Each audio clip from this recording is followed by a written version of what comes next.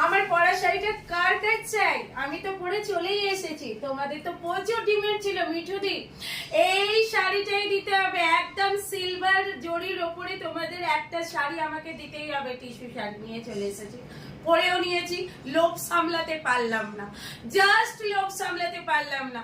Silver জরির একদম নিয়ে চলে এসেছি টিস্যু, তার সাথে যাচ্ছে কিন্তু এমব্রয়ডারি।